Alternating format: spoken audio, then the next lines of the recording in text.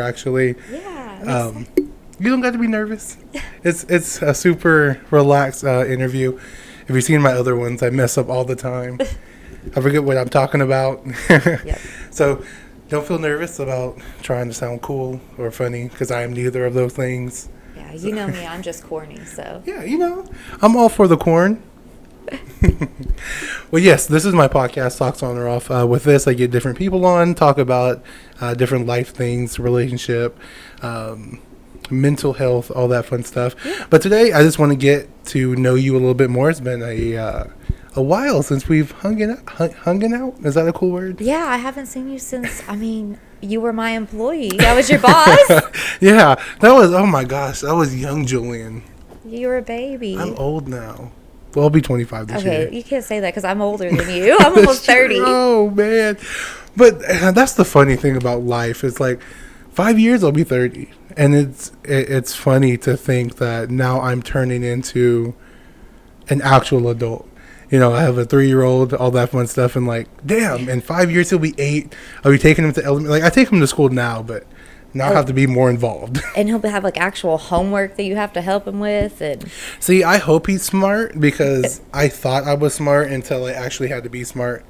See, I made straight A's in school, but now it's just my brain has been fried from all these kids. Yeah, no, for sure. And I be thinking, I'm like, I don't know if the scientists or teachers are actually smart, if every year they're coming out with new ways to do the same damn thing.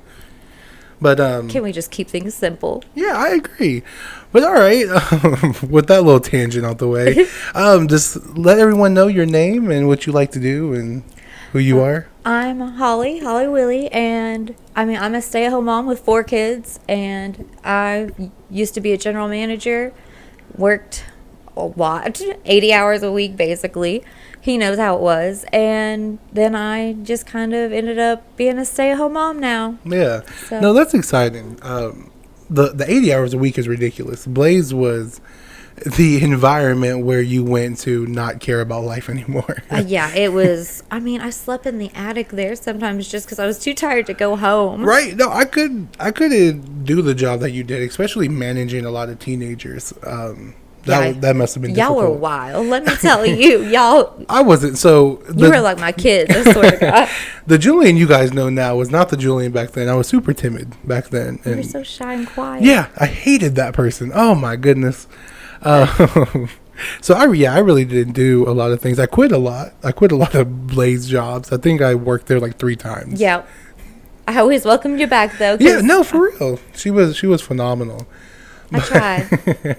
But what about being in that general manager position that prepared you for just life in general? Because we have to learn how to deal with people, different type of people.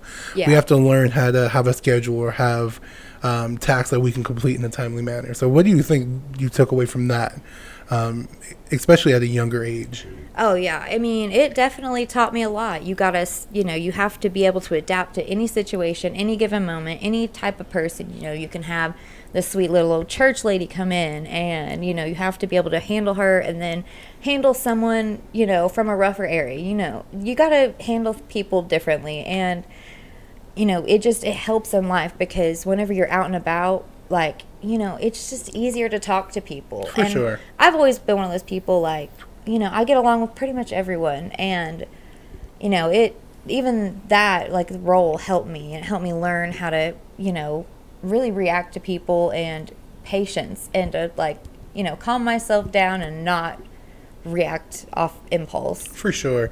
Yeah, I haven't been a general manager, but I've been in positions where I had to take a lead-in role. And I feel like I'm able to do such things, but only in fields that I wouldn't say comfortable, because being comfortable in a job shouldn't be the norm. You should always try to push the boundaries. But if it's something like podcasting or a video or a sketch or just something that I know how to do, I feel like I can take leadership in that area. Yeah. But managing like a pizza store where I am not really fully engaged, I don't know if I can take that task on. Yeah. So it's interesting seeing how much time and effort you put into a place where at any given moment they can be like, all right, I'm not liking what you're doing, so you're fired. So that's basically how it goes. Yeah. I was constantly in trouble by by my boss. No, that's hilarious. So sticking with that little route, because now I'm excited to hear what is one of the craziest things that happened at Blaze Pizza. It could be Oh my on the God. the Peoria location or the Tulsa Hills location. Well, let me tell you that Peoria location. It, oh God, I had somebody, they quit or got fired. I don't remember, but they threw their shirt in the oven on the way out. Oh yes, it was. And I don't remember who it was. And then they came back in. They had somebody come in to get a glass of water, and then they came in and threw it at the employees on the line. I was like, childish. You are childish. Are you kidding me right now? We're in the middle of dinner rush. This is ridiculous. Yeah, I think I remember who that was. It was a girl, right? Yes. It was a black girl. She was hilarious. I kept in contact with her for a little bit after a while. She moved to Philly. Really? Yeah, but she was part of this, I don't want to call it a pyramid scheme, but it was basically kind of what it is. I forgot her name, and then I saw her back here a long time ago, and that's when I was in a relationship. She was like, didn't we work somewhere? I was like, yeah. Oh, hi. And we just went on about our day. But yeah, I remember her. I wasn't there for that day, but it seemed hilarious. At the time, I was livid. But looking back, like, props to her. She's ballsy, man. I couldn't have done something like that. I would have been too scared. Right. Yeah, that's the thing. I don't like confrontation. I talk about a lot of childhood trauma, and I used to get yelled at a lot, and especially if I did things on accident, and even getting fired, I don't think I would react to something that dramatic just because of consequences or people looking at me and staring. I'd be like, oh, it would like scare me half to death. But yes, that's hilarious. You know who I do miss? Nate. He just fell off the face of the earth. So whenever he got fired and all that stuff, whenever me and my youngest son's dad were working together, I was working at a restaurant that he was working at. Really? Yes, because I was like on the border of not working, and I was just going in there like doing like a little server job and like running pizzas out to cars. And he came in and he was picking up some pizza. And I moved everyone out of the way. And I said, Nathaniel, what are you doing here? It was so nice to see him. But he looked like he was doing really good. Really? And he had an assistant manager job somewhere really good. And he was happy. Yeah. It was a while ago. But he asked me. It's like I said, it's been a while. So I don't know if I'm saying it verbatim. But he was like, hey, can you help me move something? Don't ask questions or something like that. I was like, well yes, but... Can I have a little info? Yeah. Did we kill somebody that I need to know about? Are we moving boxes or bodies? What is it? Yeah, and that Peoria location, like you were saying, was super crazy, but it was super hard to get in and out of because of that street. It was the worst. And I don't know how people did it. And that Trader Joe's was just awful. I hated everything about it. I don't like organic shit that much to be... I'm just like, food is food. Yeah. I'll eat. Yeah, I mean, I'm going to die one way. So I might as well have a burger with real meat. I just, whatever's going to happen, happens, Life is life, and I'll, a little dirt never hurts. I agree. But a mother now... Well, not now. But you are a mother, right? Yep. So how is it, golly, I didn't expect it. You hold this because I'm just not doing the weed heads justice right now. But anyway, being a mother, right, that comes with its own complications and its own challenges. Having your first child was a girl, correct? Yeah, my only little baby girl. What was that for you in the fact of now I have a human growing inside me? This is going to be either the funnest thing or the scariest thing. But so it was really hard for me at first because I was terrified. Mm-hmm. I actually had a really hard time getting pregnant, and I've been pregnant a total of 10 times because I've miscarried so much. Mm-hmm. So whenever I was pregnant with her, I wasn't being honest with myself about my mental health and like how much it was really taking a toll. And whenever I was first pregnant with her, I thought I was having a miscarriage, and it was hard. And then through the whole pregnancy, I was just like, okay, so when's it going to happen? When's the bad stuff going to happen? And then, you know, I finally, like, I thought I would, like, freak out or something. I was calm through the whole thing, surprisingly. And then it's just like, whenever she's here, it's, your whole world changes. It's insane. It's in the blink of an eye. Right. Yeah, I met two ladies, actually, who had, one had multiple, I think, yeah, multiple miscarriages, and one had one who was born premature and passed away. And listening to both of them, I can see where that not wanting to be excited for the pregnancy, because at any moment your happiness can be taken away from you. How do you bounce back from that, especially knowing that we're getting closer and closer to the due date? You know, like, this could be for real. Like, everything good is happening so far. So how do you keep yourself leveled at that point in time? Honestly, at that time, whenever I was pregnant with my first, I got married at 5 months pregnant, and, you know, we had just gotten engaged right before we got pregnant, and he, at the time, he was an amazing support system, and, you know, while he knew he couldn't fully understand, and that helped me tremendously, because there was other times where I didn't have that kind of support, and, you know, and also I was in an abusive relationship. He was saying that he was happy it happened, and, you know, it's, you know, having a good partner is there, or just even someone, a friend, you know, a parent, anyone, to really talk to and be honest, and just to sit and listen is, you know, the thing that you really need to get through it. Yeah. No, I agree to all of that, especially, so this is one thing that I kind of regret about finding who I should be so late in my life. I mean, I'm 24, so it's not late, but in the sense of being a first-time father or first-time boyfriend of somebody, I wish I was the man I am now. Putting her through a lot of things that could have been avoided, looking back at it, hurts me more than anything. You know, I was telling my boss today, it sucks that we give somebody the worst of us just to build and give it to someone else. Yeah. Like, I wish I can give her who I am now, but through different arguments and different life things and choices, that's not possible at the moment. And I just wish men and women understood that, you know, like, at every small chance you should show that person how much you love them. Yeah, so it's interesting to hear how a man can be abusive and another man can be the total opposite. Yeah. And it's like, what drives a man to be either or? And what I came to the conclusion is self-peace or inner peace between that man. I had to dig deep inside of me just to find out who I was and how to let things go. And that change fueled me to be a better man.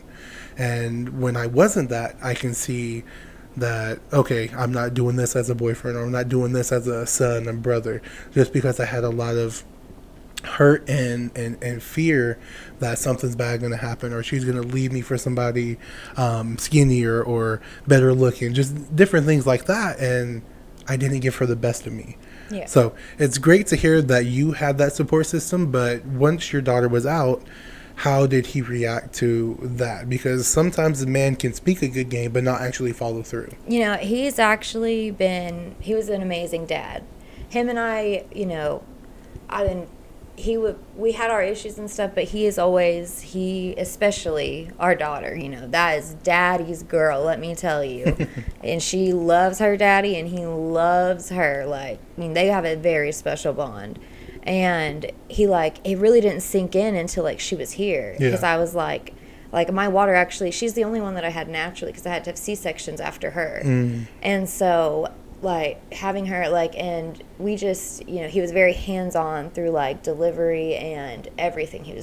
Once I was like, the nurse came in, she was like, yes, like, that's your water's, you know, starting to break. Right. You're, you know, in labor. We're going to get you to your delivery room and get this going. Yeah. He was like, oh my God, like, are you serious? We're having a baby? I'm like, yeah, we've known this for 9-10 months now. Like, are you crazy? Yeah. And he just, like, he was pacing, he was nervous, anxious. He was Like, he was so ready. He just, like wanted to push it off, but then also, like, wanted to hurry up and, like, get it over with and meet her and, like, hold her. So he was awesome, yeah. Yeah. See, with me, I'm not sure how I reacted. I was calm, right? But I cried when I found out he was a boy. And because I wanted a son. I wanted to fill that void in myself that I didn't have, right? Which was a whole nother story for a whole nother time. I did rush having a child for that reason alone. But yeah, so I cried when I found out when he was a boy, but when he was actually here, I didn't. And looking back, I think I was more in the mindset of, okay, now it's go time. Yeah. Now it's time to actually figure out what you need to do to support him. The reality set in. Yeah, so it wasn't really nervous. It wasn't, it was just calmness, And I think being that calm actually fucked me up a little bit because I didn't change who I was. I was unemployed for a year. I was just begging money off of people to help pay rent. I was door dashing to make ends meet. And once he got older and was able to walk, being outside, I was getting super tired, trying to play with them. I'm like, all right, I need to make a life choice. So I ended up getting healthier, but I still didn't have the mindset of keeping a job for a long time or being a man that he would be proud of. And again, unemployed for a whole nother year. Then I found the job that I'm at now.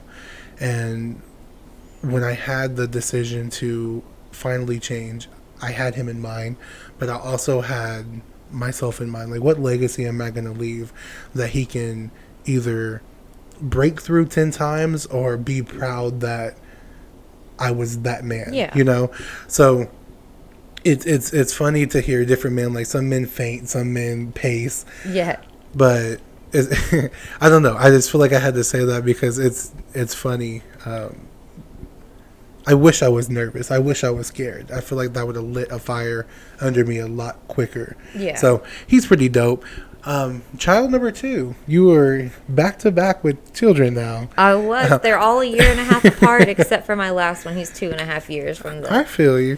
Yeah, sex is good, so I feel you. Well, I don't know. Whenever my daughter, she started crawling, I was like, oh my gosh. She's not a baby anymore. Like, she doesn't like to cuddle anymore. Like, what's going on? And I went to my husband, my husband at the time, and I was like, I want a baby now.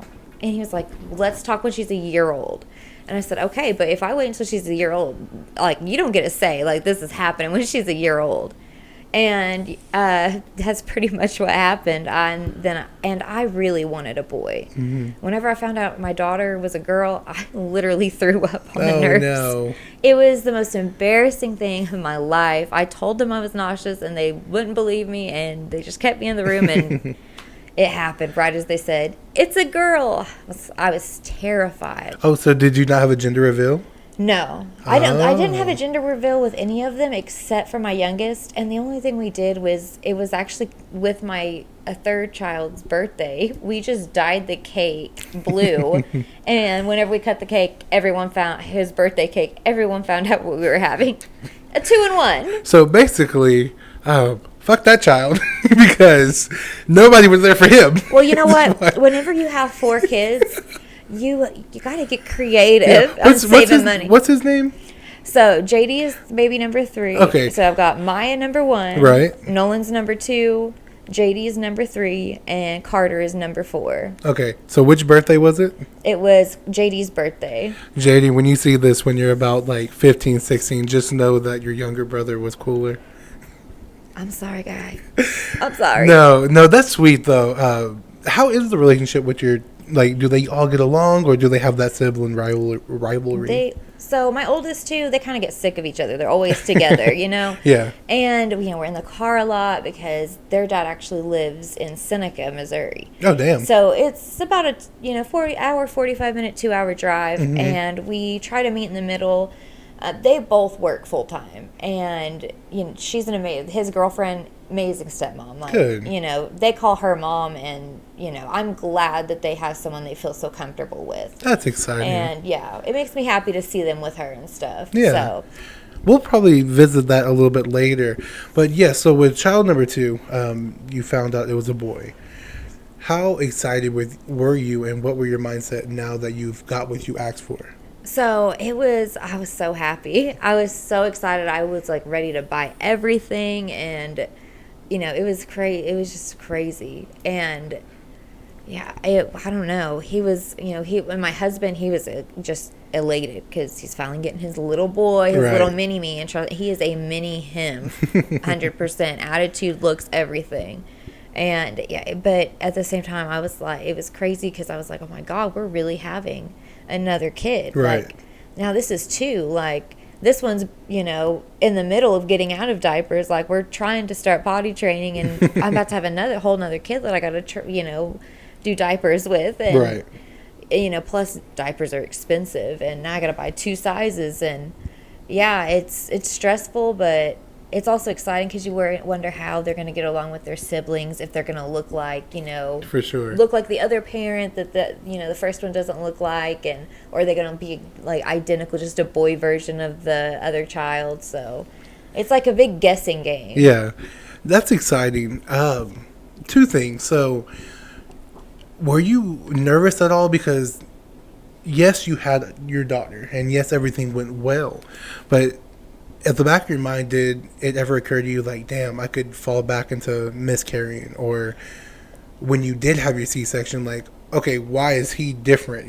Like, what's going on? So what was your whole process in that regard? So I did have 1 miscarriage between my daughter and my son. And, so whenever I got pregnant with him, like, it was kind of rough. But, like, once I got out of the first trimester, I kind of felt like, because you're kind of like out of the danger zone. Yeah. And all my miscarriages were super early, like, which I'm really thankful for, because Yeah. Oh, for sure. Yeah, I couldn't go through what those women go through. Wow. Yeah. I don't know how they do They're it. strong. Yeah. They're a whole nother level of strong. Right. But, once I got out of that danger zone, it was like a sigh of relief, and I could start to enjoy it. Like, I would have moments of scared, but I would be able to work past it because I could feel him moving around, and, like, I would hear the heartbeat at the appointments, and, it was just, and then once you get there, it's exciting. No, I agree. And I don't know if I said this on other podcasts, but that's what I find really beautiful about men and women being so different. I will never experience what it's like to have a child inside of me, or grow, or to need me to survive, right? Yeah. And I don't think a woman will ever understand what it's like to feel the nervousness of, now I have 2 people to take care of. Yeah. Like, the love of my life is having another love of my life. And that right there is the most proud moment, but also terrifying moment that I feel like both parties couldn't handle if they had to switch. Yeah. I don't think I could go through the mood swings. I don't think I can go through everything that you guys go through, but yeah, I don't know if y'all could go through, because being yelled at by a pregnant lady is the most terrifying thing. You, I was crazy when I'm pregnant. I mean, you saw me pregnant a little bit with my third, and I mean, one time I yelled at my poor husband, my ex-husband, because he put the scissors next to the cup that I wanted them in, and oh my God, I almost threw the scissors at him. I always have, like, I would freak out over these smallest things, but the big things I was like, whatever. And it's like, I was always calm through my pregnancies for the most part. Like, Right. I don't know. I've had a lot of surgeries with my health issues. So it's like, I had C-sections. So to me, it was like, okay, I'm just having another surgery. Yeah. And, but, I'm awake and I hear what's going on. So. Oh, goodness. I couldn't do it. And yeah. And it's, since I am so, like, good at, like, having surgeries, like, not good at it, but, kind of used to all the medical stuff. Not prepared. I was like, we'll figure it out. Yeah, I was the calm one, and then like my other 2, my youngest two's dad, they were always nervous, and like the nurse had to get them a chair, and like the doctor would be like, "Do you want to look?" And like the nurse had to be like, "No, like he doesn't need to look." Like, and I'm like, "It's okay, like I'm talking, I'm fine." Da da da da da. Like, I was always the one calming him down during the C-sections. It was That's crazy, hilarious. except for the first one. That one was, like. Crazy being awake, like that realization, like, oh my God, I cut open, and wow, like I'm awake. Yeah, I don't know how you do it. Well, the morphine that they give you helps. Let me tell you, that's probably the savior right there. How crazy is that? If It feels so weird. You just literally feel like a pile of jello, like Oh. being like you don't feel it, but like You like feel the pressure? yeah, like a little pressure, and like you can tell your body's moving. It's insane. Like, and I was like, I'm the crazy one that I'm like, I want to watch, like, and the doctor's like, no, like, you don't need to Yeah, watch. you You're gonna can- freak out. Oh, that's Like, crazy. But yeah, so my ex-girlfriend had our son natural. And not natural, but vaginal. Yeah. She had the epidural. Oh yeah. But that was the most craziest thing. I don't know how that's possible, but I was scared. I don't know if I made this joke on here before, but you know how the baby's head cones because it has to. Yes. I was like, oh, he has a cone head. I don't know if I can take care of him now. Because I thought he was going to be a cone head. I was like, I don't know how I'm goes going away. Well, yeah, he has a big ass head now, but. Oh my boys all got big ass head. Well, except for my youngest, he's got like this perfect little round head. Like when the whole time he was in the NICU, they couldn't get. They were like, he just has the smallest little round head. I don't know. My son, he does things just to hurt me for fun. Like, yeah. he would jump on me for no reason. He'll fight me for no reason. These kids are wild, man. They're insane. And he still asks me to feed him. And I'm like, you just beat me up not too long Yeah. ago. If anybody has a hotline to a parent who needs help We all about abusive children, please let me know. I get abused by my 1-year-old. I mean, he slapped me whenever I was dropping him off. Yeah, he was like, you better be back and bring some snacks. He's the meanest one. He's a little daredevil too. He face planted in our driveway yesterday. Oh. Because he was driving his truck and he was running too fast. Because he's a little late bloomer. He's a year and a half and he's just now walking. Oh, damn. And yeah, because he was a little delayed because the NICU stuff. Yeah, and for sure. He was a tiny little guy, and so yeah, he was trying to run, and I knew it was bound to happen. But I mean, hey, they gotta learn one way or another. For sure. And I'm not one of those helicopter parents. I'm like, yeah, I warned you. right. But see, my son, he learns, but he just don't give a fuck that he learned, right? Yes, He will run his heart out. I have to remind him he can walk. Like, walking is an option. Every time we get out of the car to come here, I'm winner. I'm going to be the winner. And he runs all the way JD here. does that all the time. He always has to be first. And Yeah. if he doesn't, and he's Sonic everywhere he goes. And he does like the Naruto run with his arms back. Hilarious. And he's wild. He's literally crazy, I swear. he's the one that he's just all kinds of goofy. You don't know what to expect out of him. Right. Yeah, and that's the beauty with having children is, yes, they're like you, but that's a whole nother person. That's a different person. Yes. It's, Right? Like, when he's 18 to somebody else, that's just a man, right? Or a woman. That's so scary to But to think you, about. yeah, like, I never understood that. Like, oh, that's still my baby. Like, that really is. Like, I never understood that when my mom or grandmother said that, but... My 9-year-old, so she's 9, and she comes to my chin. Oh, my goodness. She's about to be in 3rd grade, and I'm like, I still, like, get her in my, like, I'll sit in, like, the recliner, and I'll, like, try to put her in my arms. I'm like, please be my little baby. Right. Especially because she's my only girl, and, like, I never thought I wanted a girl, but it's like, I needed one, you know. She brought out a different side of me, for sure. Well, you speak to my mother. Ask her how it is having a teenage daughter, and she'll be like, just enjoy these 9-year-old years. Yes, she's told me, yes, your mom gives me advice. Every time I'm up there, I'm like, I don't know what to do with these kids, Sheila. As she should, because she shouldn't have had all these damn kids. She should have just stopped at me. Golly, I had to share a room. I had to fight for survival. I didn't like it. My kids act like they have to fight for survival all the time. They're like, we don't have this, and da da da. And they're like, they're always fighting. I'm like, y'all, you don't realize, like, I can literally give you everything you want. Like, you're spoiled at your dad's house. You're spoiled here. Like, you get literally anything and everything y'all want. Right. And they're still fighting and they're still whining. and oh my gosh, it drives me insane. But yeah, no, children. I'll miss these days one day. For sure.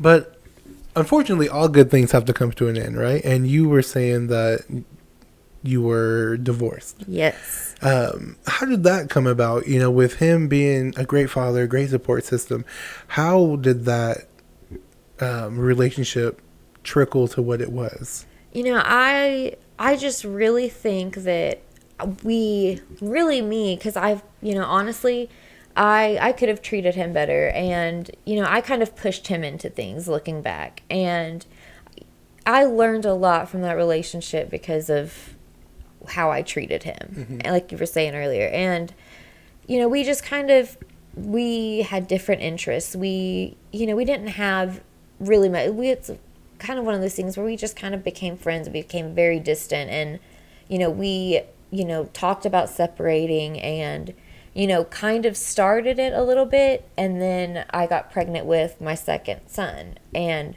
a lot of it was I was stressed because I wanted a baby so bad. It wasn't happening. And it was 6 months of trying, and I was starting to lose hope. And it just kind of made me lose hope in everything. So, but then I finally got pregnant, and we were like, you know what, let's give it 100% one more time. Let's try, let's, give it a go.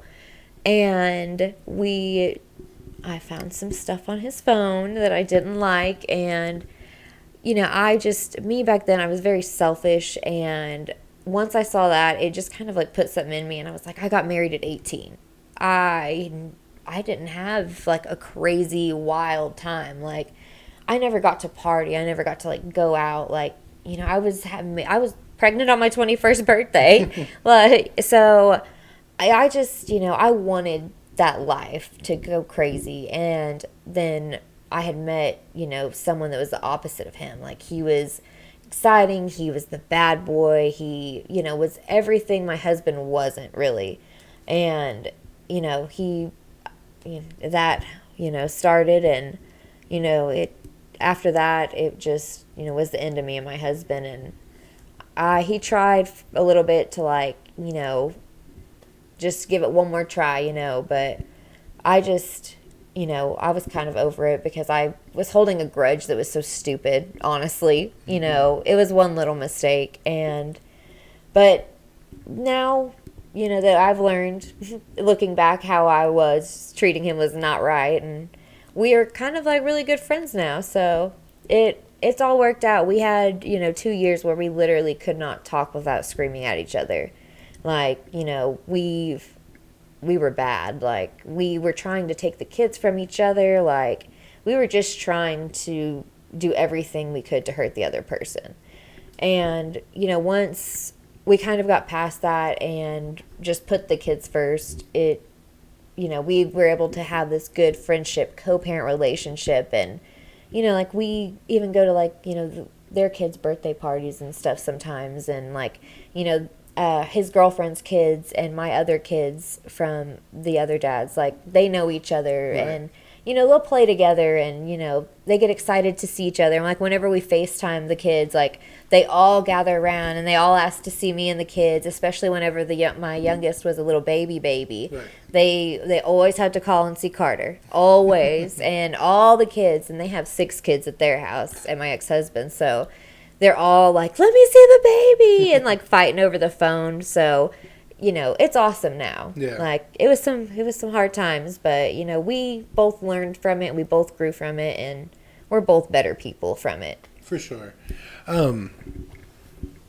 You were saying earlier that you wanted to have children and not really focused on your mental health. Yeah. And hearing the story of the 6 months of wanting to be pregnant and not getting there, and then losing all hope in everything. Yeah. Do you think that came from the lack of mental healing after your first daughter? Because a lot of women go through postpartum, and that's interesting. There we are. Bye-bye. Sorry about that. That never happened before. But anyway, a lot of women go through postpartum and don't understand what this feeling is, because it can be new or even more intense to the mental health that they're going through already. So what played a part, if any, of your mental health that made you so down on yourself when you couldn't conceive another child?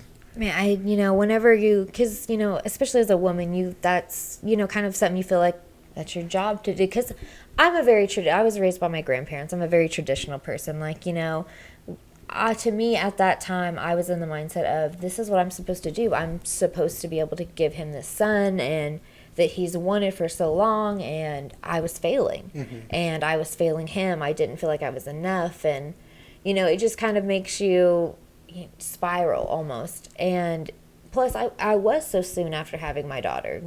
She was only a year old. That's still close. Yeah. And I already suffer from anxiety and depression as it is. So I had the postpartum, and whenever I spiral bad, and I just I don't think rationally, and being from that time to the times where with my youngest too, where I was actually like going to the doctors, getting on medication, like it's completely different, and it's night and day how the pregnancies were, and how the postpartum went, because of course I still struggled, but I was able to cope with it. And I had a doctor that would listen and help me get on the right track and everything. So yeah. So are your grandparents still alive? So my grandma is. My grandpa actually passed away a couple years ago, and my youngest son was actually born on the year anniversary of his death. Oh, damn. So, and it kind of helped my grandma though, because it was a very hard day for her. And so now it's like, and it's instead of a day of grief for her, it's like a day of love and life. For sure. So she has a special bond with him. Yeah, that's beautiful. So, I bring that up because a lot of parents or grandparents not knowingly put expectations on their children and grandchildren that's really not obtainable for the timeline or the time period that we're in. Was it like that with your grandparents? Like, this is how a woman should be, or this is how, because you said traditional. Were they traditional with raising you? So they kind of were. So they had raised two boys. My grandma always wanted a girl, so I was like the daughter that she always wanted. And my parents, they weren't around on it, and whenever they were, it was not good influence at all. And so they kind of were really, they knew that, my parents weren't around. They wanted to like help me, and they wanted to make sure I had a good childhood and a good life. So they like would travel with me in the summers, and we would go places, and they would kind of let me do what I wanted within reason. Like as long as I was honest with them, they would pretty much like work with me. And they wanted me to be somewhat traditional. My grandpa, he, to him, it was her job to raise the kids. And even whenever she was working, it was her job to take care of the house. It was her job to raise the kids. So to him, he really wanted that traditional. He wanted me to be taken care of. But I mean, I don't really, I'm not really, I wasn't really like that. I wanted to be independent, and like whenever I was 16, I wanted to go get a job, and my grandpa said no. And I was like, but I just want to, like, I wanted, like, because I was getting disability checks because of my mom, and I was like, I can put this in savings and just like spend this. And he, like, I finally talked him into it, because like I was a straight A student, I had good grades. Because of my health, I couldn't play sports, so like, I wanted to have something going on. And he was not happy about it, but he let me do it. He said if my grades slipped even like to 1B, I was out. Like it was not happening anymore. But my grandma, she's just kind of like, just as long as you're happy, do what makes you happy. Right. And she's been, really supportive, and she's my go-to. That's my mom, honestly. That's cool. That's my everything right there, my Mimi. That's so cool. So what steps do you think you can take to reassure your daughter that regardless of what you yourself have gone through or what you think is ideal, that she can make her own choices? We see a lot of parents, especially since it's Pride Month, I guess I'll shout out all the Pride people, but a lot of parents are super judgmental with the child's choices, and that can hinder them to think they need to live a certain way. So as a mom, especially a mom that has a daughter, what do you think you can do to reassure your daughter that you will love her regardless, and she don't have to live in your ideal world for her? I always just tell her, whatever makes you happy, that's what you do. She played softball for a year. She hated it. And I've always wanted my kids to like do one sport, stay active, have something going on, like, Right. Something, but she's not into it. And at first I was kind of upset, but, you just have to be, happy with their choices, support it. And because, I mean, if you go against it, they're just going to rebel. Mm-hmm. And with my daughter, I always tell her, like, you can be honest with me. I'm always completely honest with her within age reason, For sure. Yeah, I agree. But, like, even, whenever, with my third child's dad, and he can't be around the kids because he abused them as well.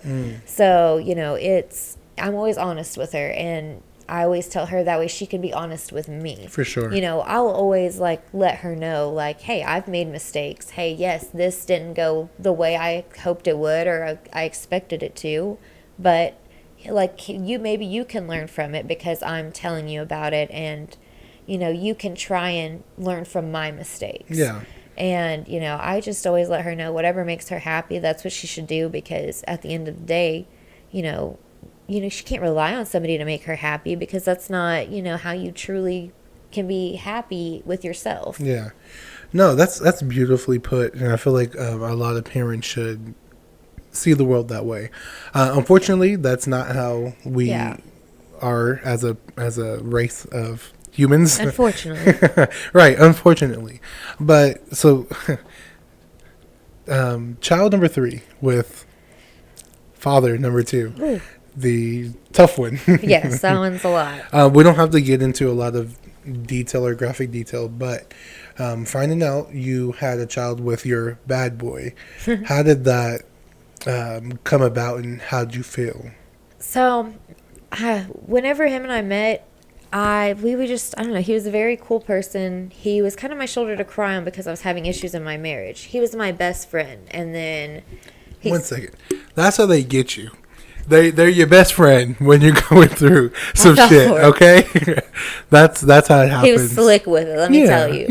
Whenever I first saw him, I said, that's the ugliest boy I've ever seen. Yeah. And then I ended up having a baby with him. My baby mama, that's what she did. Somebody was like, oh, you are pretty. Don't mess with Julian. And, she does what she does. But anyway, my apologies. Proceed. I'm still hurt. It happens. So, and then, man, I don't know. He just, once, like, he was my best friend, and then it was in there, and, like, he knew my kids, and, like, my kids actually liked him in the beginning, and they got kind of close with him, and, they even called him dad sometimes, and so it was like, I didn't want to let that go, because I was like, oh my gosh, I just ripped them away from their father. Like, I just, tore a family apart, because I was the one that, ended the marriage, and now... I'm trying to, like, what if I rip them away from this too? Like, I need to try and make it work. And, like, he just needs help. I can help him, and, the whole, I can fix him. And then, he always talked about how, oh, if I just had a baby, da-da-da, and he loved my kids so much. I was like, if I give him a baby, it'll help. And then I got pregnant, and I found out how serious his drug abuse was.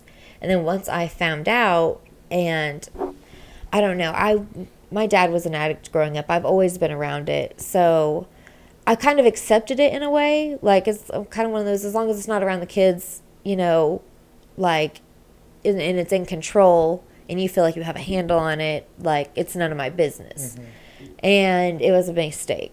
Because then he felt like he could do it more often and harder, and the come downs, and he was an alcoholic on top of it, and he would mix drugs, and then whenever he would come down, he would go through my phone, nitpick everything, and I mean, he had a tracker on me. It was rough, but by the time it got to that point, I was pregnant, and I was like, oh my God, am I going to rip another family apart? Yeah. So I felt like I should try and help him get on the path to, like, get better. And because of course every time something would happen, I'm sorry, it'll never happen again, the same old spiel every time, right?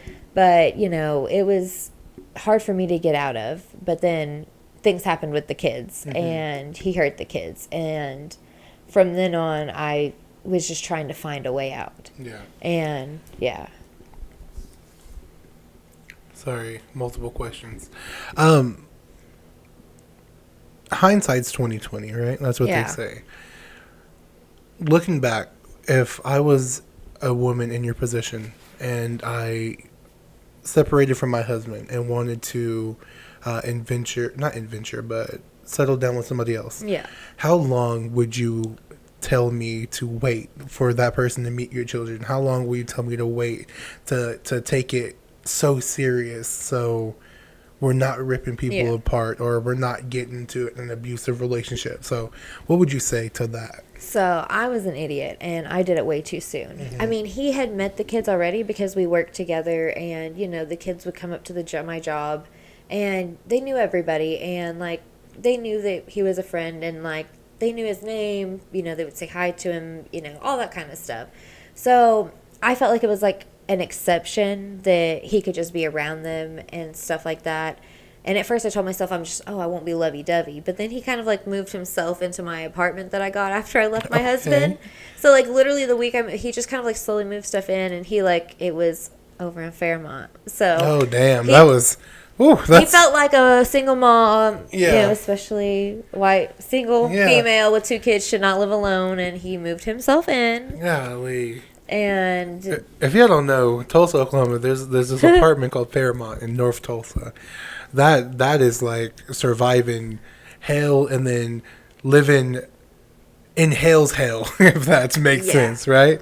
North Tulsa is not the best of place, and Fairmont is the worst of place. I've lived there twice. Golly. Hey, but I survived it. Hey, look at you. You know, you survive a lot of things. Like I said, I get along with everyone, man. Everybody. That's hilarious. So, oh my goodness. Yes, that was a beautiful answer. Okay, I don't know. Did you say time period, like 6 months, a year? So, how would you? We literally got to get, like, we started dating a month after I separated from my husband. Oh damn. So, and like, I mean, basically a week like he knew it was over. He was, hey, let's go on a date. Hey, let's go on a date. And for like 2 weeks, he was on and on and on. And finally I was like, oh, whatever. Okay, let's get it over with so you'll just stop asking.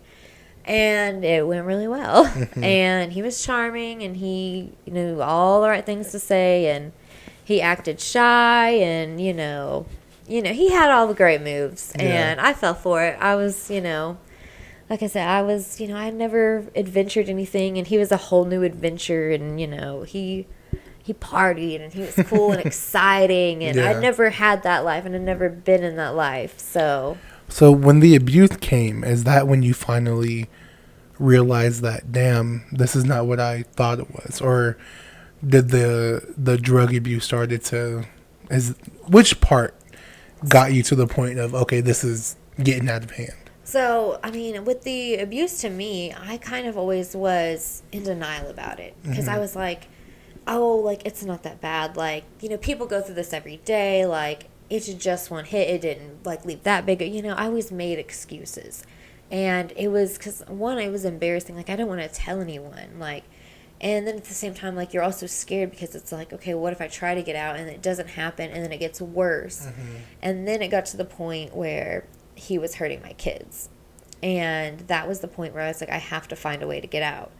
And, like, it's like in everything I did, he found out. Like, I mean, somehow, some way. Like, he would have people go up to my job at work, like, and I wouldn't even know it. And then he would see, like, if he would even come up there and sit. And if I laughed with the customer, like, because, customer service, you got to kind of be flirty, sure. You get them tips in. Special waitresses know. Yeah. Tits equals tips. Exactly. Right? And, a little flirt, a little laugh, a smile, just laugh at the stupid joke. I agree. I would get in trouble. Damn, is that why you're laughing at my jokes? I don't got tips, I promise. I don't got no money. But yeah, no, that's crazy. Yeah.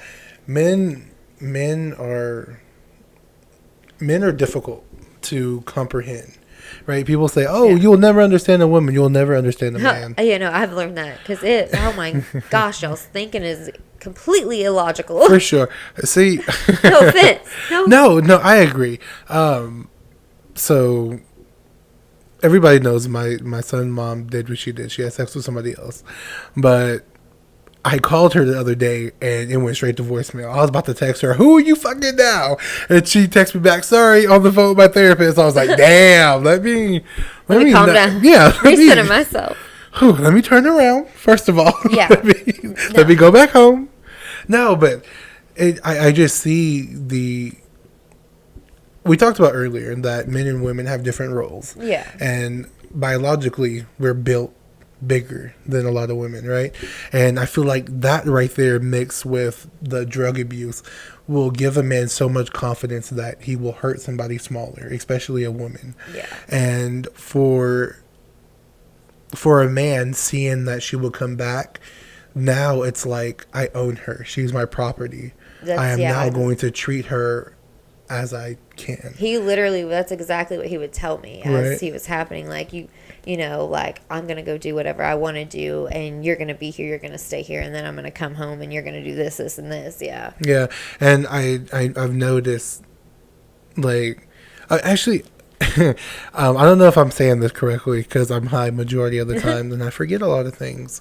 But it was like, if you let a person yell at you, they will cuss at you. If you let them cuss at you, they will hit you. If you let them hit you, they will kill you. And it was like the small steps that it takes to get a woman so submissive that she could eventually die in this relationship. Yeah. It's like, what all has she been through? Losing your humanity as a woman or as a person, shit has to happen. So much shit has to happen that it's like, we can't judge them. Like, I can't feel nothing but bad for these individuals who go through whatever. Just because, I mean, nobody wants to feel less than. And these women and men do. And it's so sad. And that's why I feel like this podcast could be something better than what the world is giving us right now, especially with marriage. I was listening to Steve Harvey, and he was like, this marriage shit is actually fun. It still works. Yeah, it definitely like, can. A man and wife or whoever you choose to be with, this shit works. It's beautiful. You just have to find that individual. So enough with him. I'm tired of hearing about him. But we were talking a little bit about father number 3.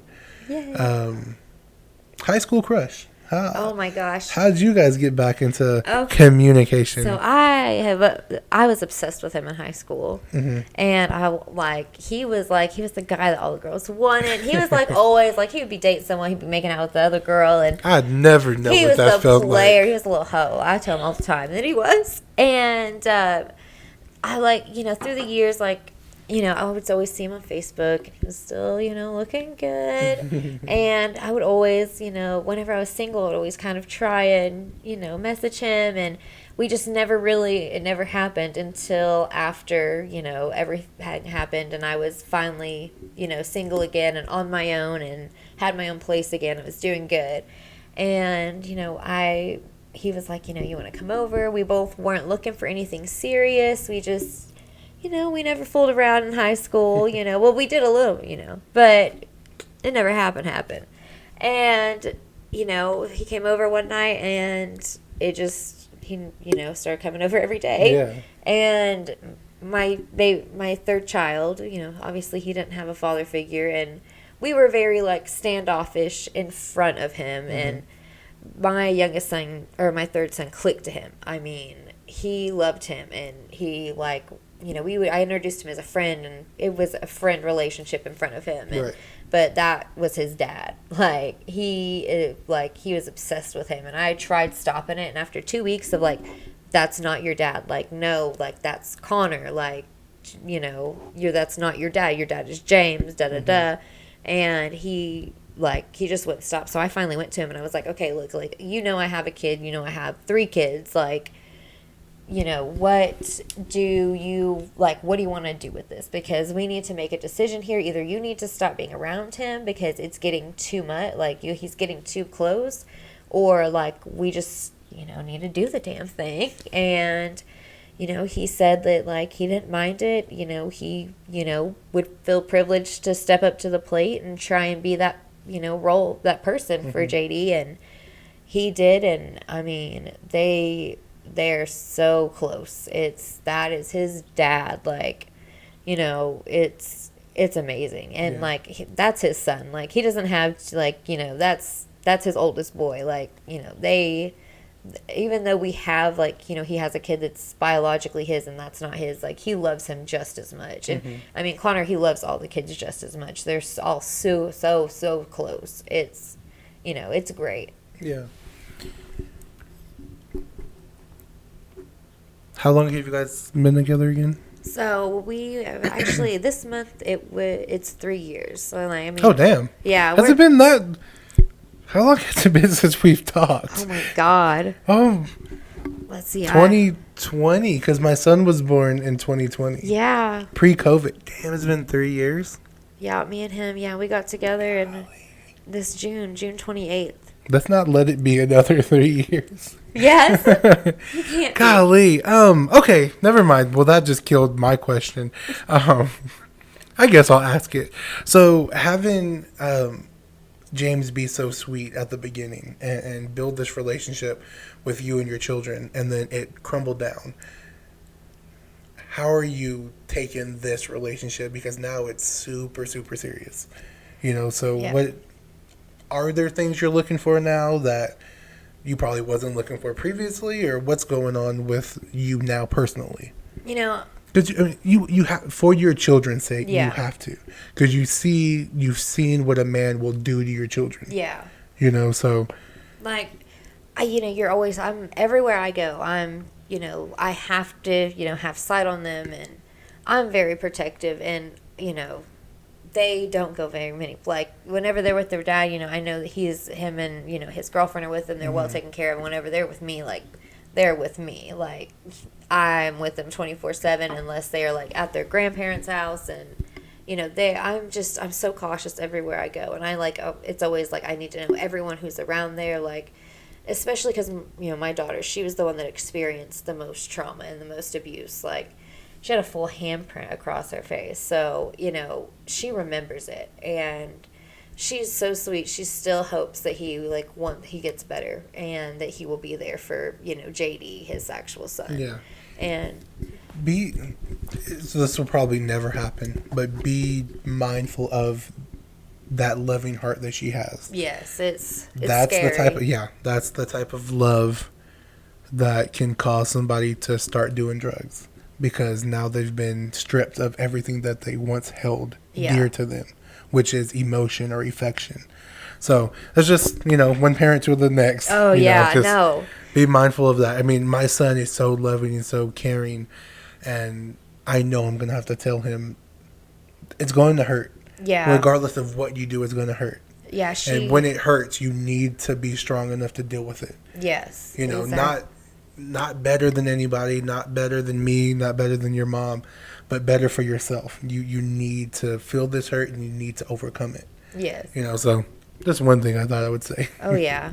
No, it's good for the kids to know that, it's okay to, feel hurt and feel pain, and, like, you can talk about it, especially, the little boys, because, my boys are really the more emotional ones. My girl, she's just like, whatever, it rolls off her back. Yeah. But, my boy, man, they get emotional, and, some people are like, you don't need to cry. You're a little boy. Tough it up. But, I mean, hey, they got to let it out. Sometimes. Right. So, depending on what my son is crying about, I Yeah. will allow him to cry. If he falls down and he's not bleeding or broken, boy, calm down. I always You're tell him, okay. if you're not bleeding, nothing's broken, get up and Right. wipe the dirt off. You're good. But if he gets a spanking, then it's like, okay, calm voice. This is Yeah. why this happened. Just because I don't want him to see me as a tyrant. When I tell him to get up after he falls, it's like, okay, is this tough love or is he being mean? Yeah. And then when I give him a whooping and I'm gentle with him, it's like, okay, now I can differentiate the two. This is discipline, but this is tough love. And that's what I never received as a boy. And that's a big thing that I struggle with. That's why I felt like I was with his mom for so long. Yeah. Because she reminded me of what I grew up with. The yelling, the degrading, all the things that she did, I've experienced already. And I didn't feel good enough to be out of that. My parents even called me fat, ugly, all this other things in the book. And when this one girl liked me, I was like, well, I don't want to lose it, but I'm still getting hurt in the process. Yeah. So it's like, what am I going to live with? The hurt with the relationship, or the happiness and be alone? Yeah. And for 3 or how many years it was, I chose to be hurt. I am now trying to heal from everything that we've transpired from, and I wish I would have nipped it in the bud sooner. Yeah. So if it was a year ago or 2 years ago, I would have been 2 or a year healed from what we are going Yeah. through. But now it still feels fresh, you know? Yeah. Even co-parenting, you know, you still feel like she's yours. Like, you don't want anybody else to hold her or love her. But Yeah, when it's happened and you know it's happened, it's like, I can't forgive that. You feel icky to me now. Yeah. You know, and that's my big thing. So to answer your question earlier, what happened? Yes, that happened, but it is what it is. I'm living here. Yeah. Well, I've been here 4 years now, but yeah, place. all of her stuff moved out. Yeah, thank you. Just Yeah. trying to build up my version of happiness, especially doing this often. You know, hanging out with my son, just fulfilling my time with positive activities. Yeah. I've lost 77 pounds now. I know. I've seen it. You're doing so Thank good. you. I hope people think I'm handsome. You know, that's You know. really the big thing, ladies. This is all I do it for, is to be handsome. Oh, goodness. He's literally the sweetest guy. Well, thank you. But speaking of being handsome and all that extra stuff, you're looking really good. Thank you. I would not have guessed 4 kids. I know. I like my dad used to always tell me like, once you have kids, you're gonna get fat like your mom. He was not good to me as a kid, but you know, I don't know. I bounce back easy, I guess, and I thankfully, like, I don't know how it happened, but thank you, God, I guess. Like, I've got a high metabolism. Yeah, no, I told you, I was like, man, you're looking thick out here in these streets. I had to figure, was it the child? Yeah, I mean, my hips, you know, they did a little spreading, and they gave me a little something, something. So, thank you, kids, you know, and, you know, I'm thankful because, like, you know, most people...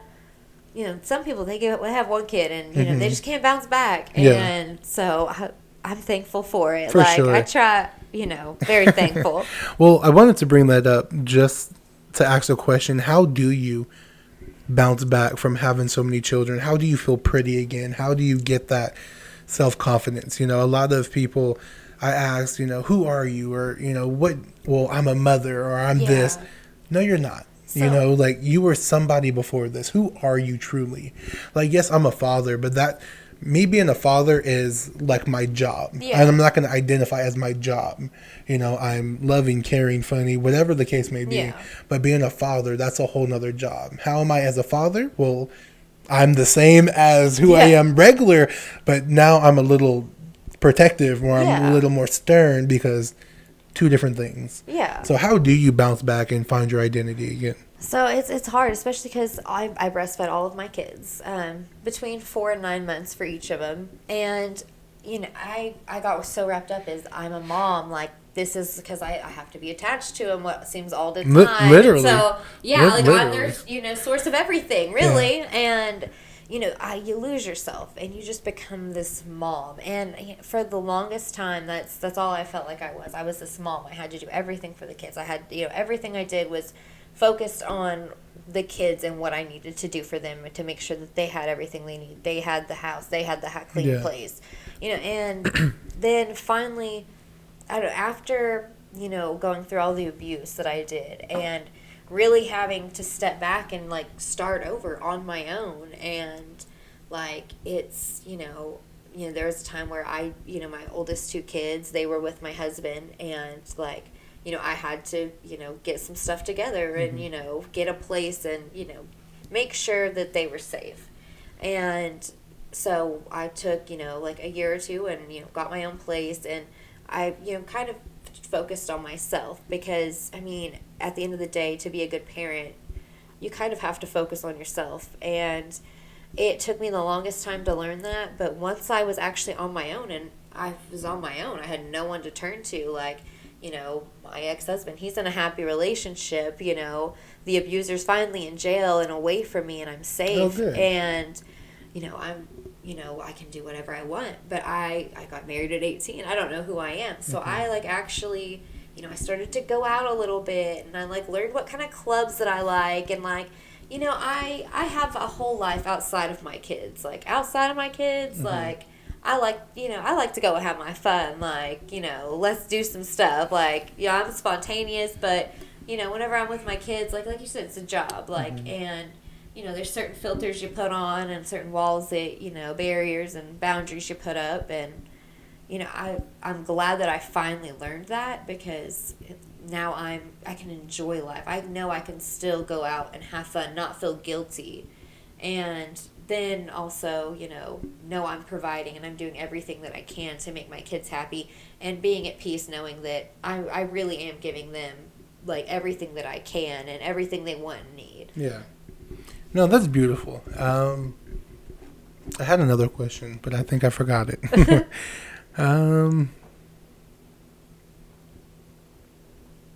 Yeah, I think that's it. Golly. Yeah. Man, it was a great hour and 5 minutes. That's wonderful. Wow. Yeah. Yay. Hopefully you don't have nothing to do, because Hey. this has been a cool The kids minute. are at grandma's. Oh and yeah, so you're chilling. Hopefully you want to. We can smoke this other Shit. blunt and chill. Turn this off. But anything you would like to say again, just overall.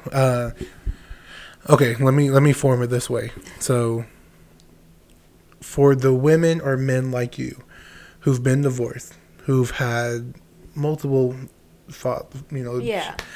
Who's been in an abusive relationship, and for you to now find peace with everything and to be happy, what is the biggest thing that you can tell to somebody who's probably in that or experienced something similar to you?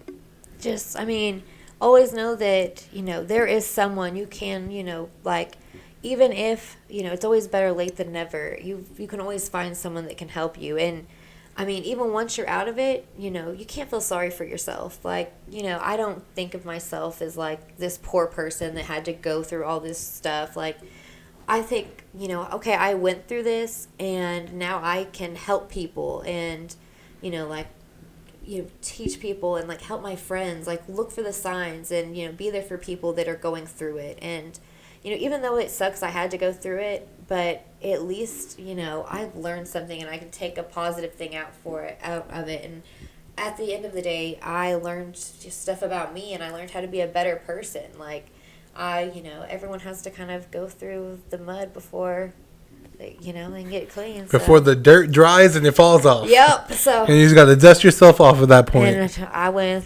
through some big old mud puddles, but now I can sit here and I can smile, and my kids are all happy and healthy, and that's just the best part of life. Knowing that I'm happy, the kids are happy, they're taken care of.